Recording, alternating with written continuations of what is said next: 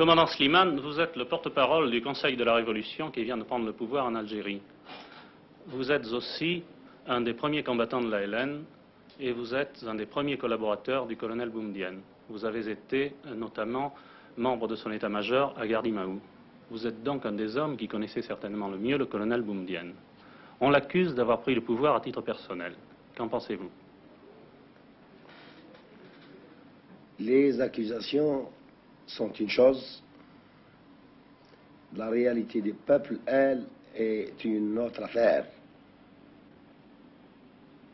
Les jugements, les procès d'intention, surtout en ce qui concerne l'Algérie, ont toujours été démentis par les réalités profondes du pays. Effectivement,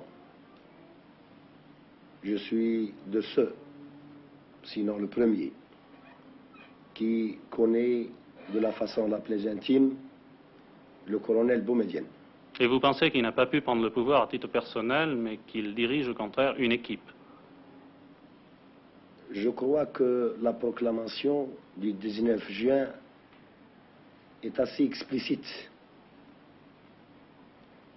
Je crois que la succession d'événements en Algérie avant novembre 54 et surtout depuis le 1er novembre 54 démontre clairement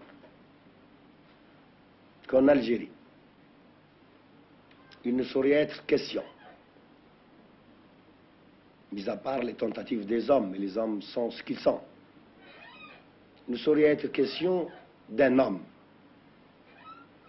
Ce n'est pas Boumedienne qui a décidé l'événement historique du 19 juin, ce n'est pas Slimane, ce n'est pas X, ce n'est pas Y, c'est l'histoire.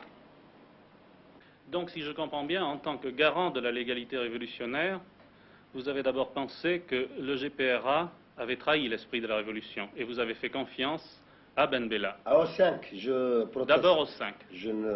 Nous ne faisons jamais confiance à un homme. Et vous avez estimé, le 19 juin, ou vraisemblablement un mois avant, que Ben Bella, à son tour, trahissait lui aussi l'esprit de la révolution. Absolument, beaucoup plus que toutes les trahisons que nous avions connues au précédent. Les fautes, avant on ne pouvait parler de fautes, d'erreurs politiques, graves, et surtout durant une lutte. Mais en ce qui concerne Ben Bella, ça dépasse le cadre des fautes.